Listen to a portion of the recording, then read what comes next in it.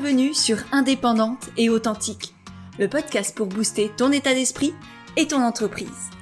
Je suis Pêche et j'accompagne les entrepreneurs à croire en elles, à développer leur activité et à garder un état d'esprit positif et motivé.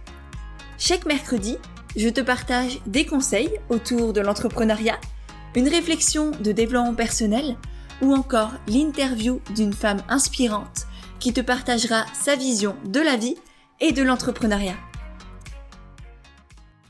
Et aujourd'hui, j'ai envie de te parler de la peur de ne pas vendre et de ce satané réflexe qu'ont, je pense, à peu près 99% des entrepreneurs que j'accompagne, qui est de baisser ses prix pour se rassurer et pour se dire que comme ça, avec des petits prix, on vendra plus. Sauf que nenni, c'est pas du tout une bonne idée. Et d'ailleurs, je pense que cette peur d'être trop cher et du coup de ne pas avoir de clients, c'est vraiment le point commun que je retrouve chez toutes les entrepreneurs que j'accompagne. Et c'est d'ailleurs pour ça que dans tous les coachings de groupe que je fais, il y a au moins toujours une session sur les prix de vente, le rapport à l'argent, le rapport à la vente en règle générale d'ailleurs. Et c'est toujours extrêmement passionnant et assez intéressant de voir de l'extérieur et toujours très très fort aussi chez les personnes. Mais bref.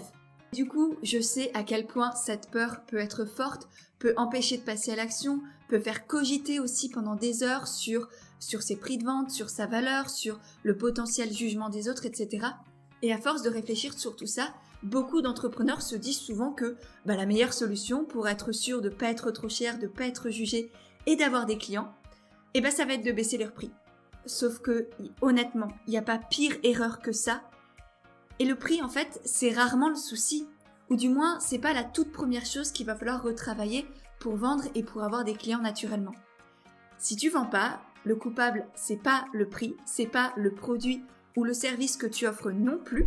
Parce que tant que tu es aligné avec ce que tu fais, ce que c'est juste pour toi et que ça répond à un besoin, il n'y a pas besoin de changer ton offre, il n'y a pas besoin de changer de produit ou de service. Par contre, ce qu'il va falloir modifier, ce sont ces 4 C, ces 4 éléments qui empêchent de vendre et qu'il faut absolument travailler pour avoir des clients naturellement et pour vendre sans se vendre soi-même. Et c'est donc ces 4 éléments que je vais partager avec toi aujourd'hui. Et juste avant d'entrer dans le vif du sujet, je voulais remercier My Food Coach d'avoir partagé le podcast dans ses stories sur Instagram parce que ça m'a fait extrêmement plaisir. Et c'est vraiment une très très belle manière de me soutenir, de soutenir mon travail et de partager le podcast à d'autres entrepreneurs ou futurs entrepreneurs que vous pourriez avoir autour de vous. Donc si jamais tu veux faire de même, que tu apprécies le podcast et que tu as envie de soutenir mon travail, n'hésite pas à toi aussi partager cet épisode dans tes stories sur Instagram en me taguant parce que comme ça me permettra de te remercier et de te repartager. Et j'ai une autre petite annonce.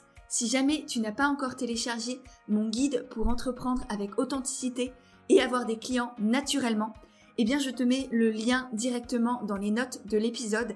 C'est un guide totalement gratuit en 5 étapes qui te permettent de développer ton activité, de la faire connaître et d'avoir des clients de manière naturelle et authentique. Donc voilà, si jamais tu l'as pas encore, je t'invite à aller dans les notes de l'épisode pour le télécharger totalement gratuitement. Sur ce, revenons à nos moutons avec nos 4 C ou comment vendre naturellement. Le premier de ces C, le premier de ces éléments qui t'empêchent de vendre, c'est la confiance en soi. Ou plutôt le manque de confiance en soi. Parce que mine de rien, la vente, c'est avant tout une histoire de confiance. Une personne ne deviendra jamais client chez toi si elle n'a pas confiance en toi. Et pour qu'elle ait confiance en toi, tu dois, toi aussi, avoir confiance en toi, avoir confiance en tes produits, en tes services et en toute ton entreprise. Parce que pas de confiance en soi, c'est pas de confiance de la part des autres non plus. Et il est donc de ton devoir de travailler sur ton état d'esprit pour te sentir légitime, pour te sentir capable de répondre aux besoins de tes clients et surtout pour te sentir fier de ce que tu offres. Alors je sais que dit comme ça paraît assez compliqué à mettre en place. Et effectivement, ça nécessite du travail, du temps, c'est un réel chemin et je pense qu'on y est pour toute sa vie. J'ai quand même quelques conseils pour toi si tu veux travailler sur tout ça. Le premier conseil, ce serait de prendre conscience de tes croyances limitantes, de peut-être ton syndrome de l'imposteur, de ton syndrome du sauveur, de ton syndrome de la bonne élève, de toutes ces choses-là, de toutes ces croyances limitantes, ces pensées négatives qui t'empêchent d'avoir confiance en toi, qui t'empêchent de voir tout ce que tu as en toi. Donc ça, c'est la première étape, la prise de conscience. Ensuite, il va falloir travailler dessus pour t'en libérer. C'est d'ailleurs tout ce qu'on fait notamment en coaching de groupe où je vous accompagne vraiment pas à pas pour vous sentir légitime, pour gagner en confiance en vous, pour travailler aussi sur votre rapport à l'argent, sur votre syndrome du sauveur, de l'imposteur, de cette bonne élève. De tout ça, on s'en libère, on brise les codes, on brise les cases pour vraiment te sentir totalement alignée, pour te sentir sereine et fière de ce que tu fais. Donc c'est toujours un très très beau travail qui se passe en coaching de groupe. Donc voilà, ça c'est une éventualité pour t'aider à travailler sur tout ça. Et autre chose que tu peux faire, dernier petit point, c'est de travailler ton humilité. Et par humilité, je n'entends pas dévalorisation, parce que je sais que c'est souvent confondu, mais être humble, c'est être dans la justesse. Ne pas être trop prétentieux, mais ne pas se dévaloriser non plus. Être humble, c'est assumer pleinement ses forces et ses faiblesses. C'est avoir conscience de ses réussites, de ses compétences, de tout ce que l'on a accompli malgré les difficultés. Et en même temps, être humble, c'est aussi accepter ses failles, les connaître, mais ne pas se focaliser dessus, ni les utiliser comme des excuses. C'est vraiment être dans son juste équilibre, savoir ce que l'on vaut, sans pour autant être trop prétentieux. C'est vraiment très important quand on est entrepreneur de trouver cette juste place, ce juste équilibre entre confiance en soi et remise en question. Et c'est vraiment ça aussi qui va t'aider à gagner en fierté personnelle et en estime personnelle également. Donc voilà, premier point, premier C à travailler pour vendre naturellement, c'est d'avoir confiance en toi, parce que c'est ça qui va faire en sorte que les autres vont avoir confiance en toi également et vont donc devenir des clients. Ensuite, deuxième C, ça va être de connaître son client idéal. Connaître son client idéal, je t'en parle extrêmement souvent parce que c'est vraiment la base de la base quand on développe une entreprise. Que ce soit au niveau de la création des offres, de la création de la communication, du business plan, du business model, etc. Tout ça, c'est basé vraiment à la fois sur toi, sur l'entrepreneur, sur tes valeurs, sur tes pourquoi, etc. Mais aussi sur ton client idéal. Parce que d'une part, ça va te permettre de proposer des offres utiles, pertinentes, qui répondent à des vrais besoins, parce que l'idée, bien sûr, c'est pas non plus de créer de la surconsommation, c'est vraiment de créer des offres adaptées qui répondent à des vrais besoins. Et d'autre part, connaître ton client idéal, ça va aussi te permettre d'avoir une communication adaptée, notamment au niveau du choix des médias et des canaux de communication que tu vas utiliser. Donc, est-ce que tu vas utiliser des réseaux sociaux? Si oui, lesquels? Est-ce qu'il faut que tu ailles sur Instagram, sur Facebook, sur LinkedIn, sur TikTok, sur Snapchat, etc. Est-ce que tu dois développer un blog? Est-ce qu'il vaut mieux pour toi que ce soit un podcast? Est-ce que tu devrais faire une newsletter, une chaîne YouTube? Donc voilà, tout ça, le choix vraiment des canaux de communication que tu vas utiliser vont dépendre de ton client idéal. Ta communication, elle est aussi basée sur ton client idéal au niveau des sujets et des problématiques qu'il va falloir que tu abordes dans tes contenus, du vocabulaire et des exemples que tu vas utiliser aussi dans tes communications. Est-ce que le vocabulaire utilisé pour parler à des adolescents ne va pas du tout être le même que le vocabulaire utilisé pour parler à des jeunes adultes, à des parents ou à des retraités. Donc vraiment, toute ta communication va être basée sur ton client idéal. Et c'est pour ça qu'il est indispensable que tu connaisses cette personne, ce persona, cet avatar, comme on l'appelle aussi, de A à Z. Et ça veut dire être au clair sur sa personnalité, son mode de vie, ses habitudes, ses besoins et surtout sa psychologie.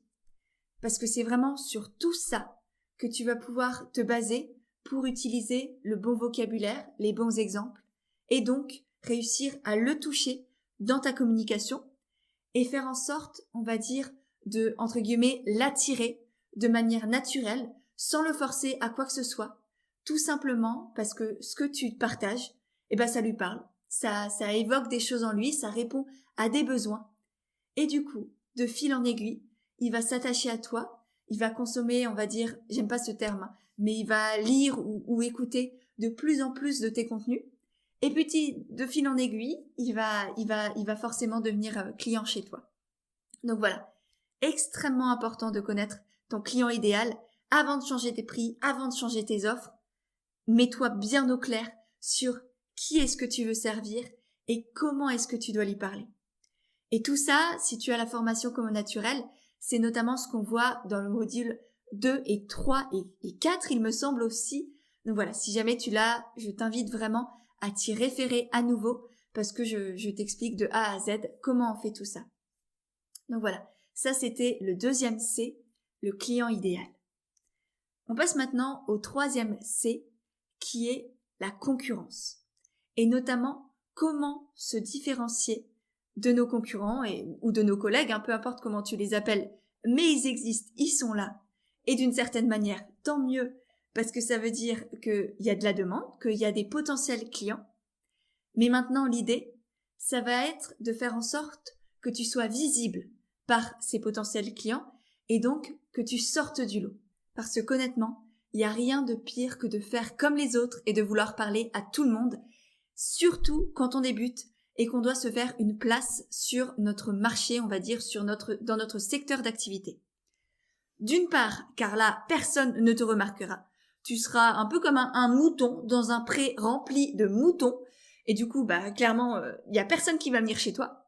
Et d'autre part, si tu ne te spécialises pas, si tu ne te positionnes pas correctement, on va pas trop savoir où te placer et ni trop à quoi tu sers, en fait. On va être là, t'es juste une énième personne sur un marché où il y a déjà énormément de concurrents. Donc c'est extrêmement important vraiment à la fois de développer une identité personnelle, une identité visuelle qui se distingue de tes concurrents, mais aussi de développer tout un positionnement en fait, de te différencier tout simplement, que ce soit au niveau de ton activité, des clients auxquels tu parles, voilà. Il va falloir que tu trouves ton petit truc en plus, en fait, tout simplement. Et pour ça, tu n'as vraiment pas besoin de réinventer la roue. Tu peux très bien répondre aux mêmes besoins que tes concurrents, mais pas de la même manière. C'est un peu ce que font les marques de culottes menstruelles. Je prends cet exemple parce que je parlais avec l'une de vous justement de pourquoi est-ce qu'il y a tellement de marques de culottes menstruelles alors que globalement, on peut penser que c'est la même chose. Mais en réalité, chaque marque a ses spécificités. Certaines sont très axées sur les jeunes femmes, d'autres sont très axées sur leurs valeurs au niveau du féminisme, d'autres vont être très portées sur l'écologie et le Made in France. Et donc, chacune d'entre elles parle à une cible, à des clients différents, et du coup n'a pas du tout la même communication, ni les mêmes offres, etc. Donc tout ça, encore une fois, ça nécessite de connaître son client idéal, d'adapter sa communication, et aussi de réfléchir à comment on se différencie de ses concurrents. Parce qu'effectivement, si demain je sors une marque de culottes menstruelles qui est un copier-coller de ce qui existe déjà d'une autre marque, ça sert à rien. Il faut vraiment à chaque fois se demander comment est-ce que moi je me distingue des autres, comment je peux travailler ça, me positionner différemment, avoir une image différente, etc. Et maintenant, comment on fait tout ça concrètement ? Premier conseil, ça va être de réfléchir à ce qui te différencie, tout simplement. De trouver ton petit truc en plus, ton petit truc à toi pour sortir du lot. Ça peut être au niveau de ton storytelling, de tes expériences de vie, de ta manière de communiquer. Peu importe, il faut vraiment que tu trouves ton petit truc en plus que les autres n'ont pas. Si tu as la formation Commun Naturel, je t'invite à refaire le module 1 de la formation parce que c'est là où on revoit tout ça. Et sinon, tout simplement prendre une feuille et réfléchir. Voilà, j'ai pas d'autre solution pour toi si t'as pas encore la formation. Ensuite, autre petit conseil, ça va être de choisir un positionnement spécifique. Le positionnement, si tu sais pas trop ce que c'est un peu la place que tu as sur ton marché, dans ton secteur d'activité, et aussi, en même temps, l'image qu'ont de toi tes potentiels clients par rapport à tes concurrents. Où est-ce qu'ils te placent ? Est-ce que toi, t'es la nana un peu funky ? Est-ce que t'es la personne très sérieuse, très encyclopédique entre guillemets. Donc voilà, comment est-ce que tu te distingues de tes concurrents à travers ton positionnement? Donc ça, c'est ce qu'on voit dans le module 3 de la formation Commo Naturel, si tu l'as. Ensuite, je t'invite aussi à avoir une image, là vraiment au niveau du visuel, une image personnelle, claire, différenciante et qui te ressemble. Donc au niveau des couleurs, de la police, de l'agencement aussi de ta communication, que ce soit sur ton compte Instagram et ou sur ton site internet. Il faut vraiment qu'on retrouve, vraiment que tu crées un univers en fait autour de toi, autour de ton activité. Donc voilà, ça c'était le 3e conseil. Et pour finir, 4e conseil, ça va être d'arrêter de te comparer aux autres et d'écouter ce que disent les autres et de vraiment te concentrer sur toi, de faire les choses à ta manière, non pas vis-à-vis de ce qui te semble marcher chez les autres, de ce qui est une entre guillemets bonne idée, mais vraiment de ce qui est juste pour toi. D'une part, parce que sinon tu vas te lasser, tu seras pas motivé à faire ce que tu fais, tu vas pas te sentir aligné avec ton activité, et là clairement tu vas foncer dans un mur. Et d'autre part, parce que c'est vraiment et surtout en étant toi-même, en faisant des choses justes pour toi, selon tes valeurs, ton mode de vie et ta personnalité, que tu vas réussir à te différencier. Donc là, bien sûr, ça nécessite d'avoir fait un travail sur toi en amont, au niveau de la confiance en toi, au niveau de ce qui te distingue des autres. Mais c'est vraiment ça qui va être le pilier qui va t'aider à te distinguer de tes concurrents. Donc voilà. Le 3e C, c'était te différencier de la concurrence. Et pour finir, le 4e C, ça va être d'avoir une bonne communication. Parce que bien souvent, parce que mine de rien, la vente et la communication sont vraiment très proches, sont totalement liés.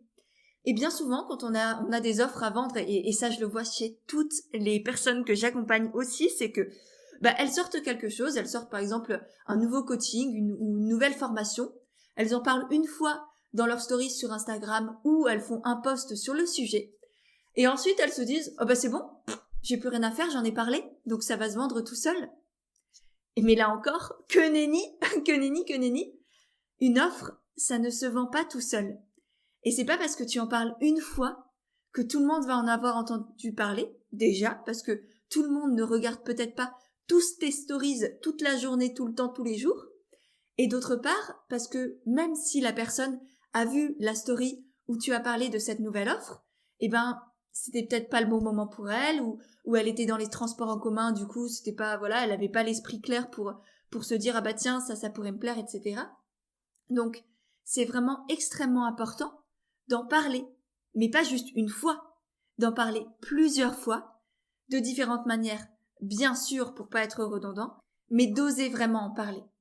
Parce que mine de rien, pour acheter, et ça je t'invite vraiment à le retenir, mais pour acheter, tes potentiels clients ont besoin, 1, que ton offre réponde à un de leurs besoins, justement, qu'ils aient vraiment, qu'ils aient soit une envie, soit un besoin auquel que ton offre peut combler d'une certaine manière.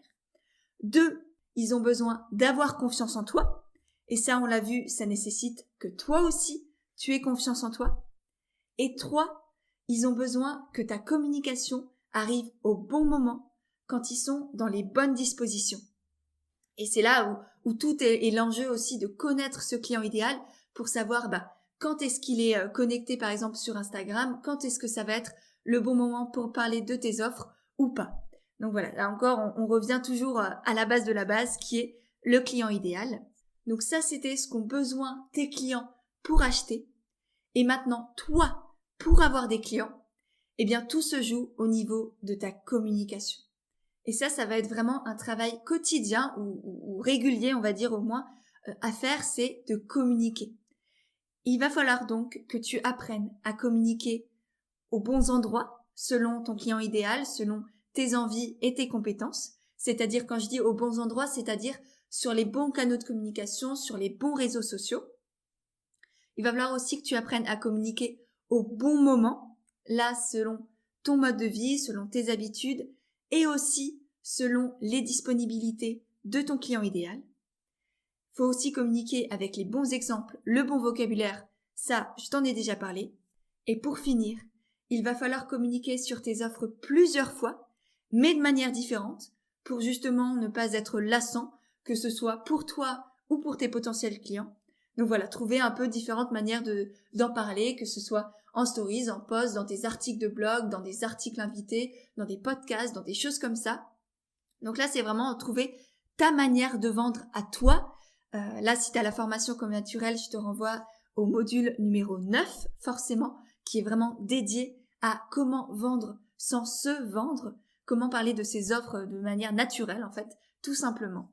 Évidemment, là encore, ça demande du travail, de la patience, de tester aussi, de passer à l'action, parce que là, tout ce que je t'ai dit, il y a une partie de réflexion, notamment quand on parlait de la confiance en soi, du client idéal, mais aussi il y a une partie de passage à l'action dans tout ce qui est se différencier de la concurrence, créer une image personnelle, différenciante et cohérente avec qui tu es.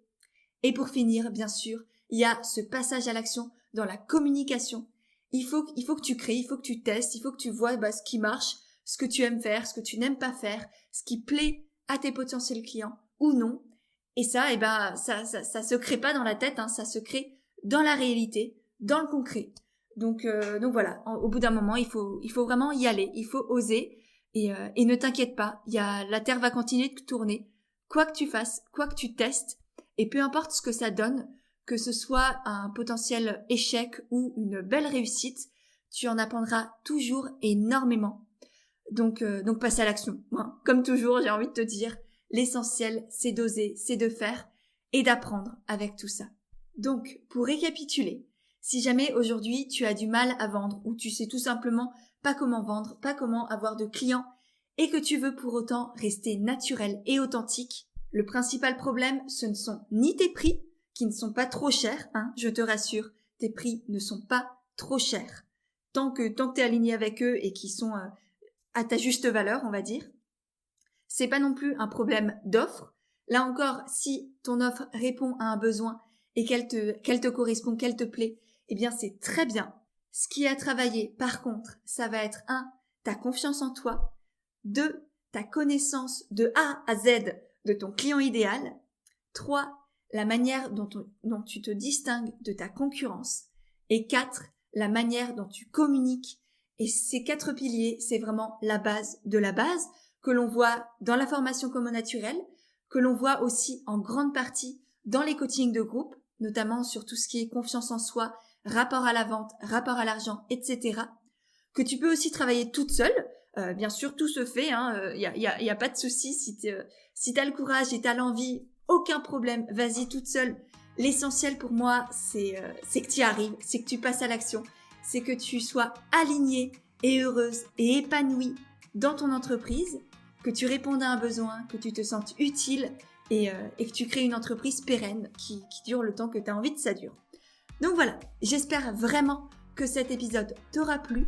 Si c'est le cas, n'oublie pas de le partager sur Instagram en me mentionnant. N'hésite pas non plus à laisser un commentaire et des étoiles sur Apple Podcast ou sur ton application de podcast favorite parce que c'est vraiment ça qui m'aide le plus à faire connaître ces épisodes. Bien sûr, n'oublie pas non plus de télécharger le guide pour entreprendre avec authenticité et avoir des clients naturellement, dont tu auras le lien dans la barre de description. Et sur ce, on se retrouve mercredi prochain pour un nouvel épisode d'Indépendante et Authentique.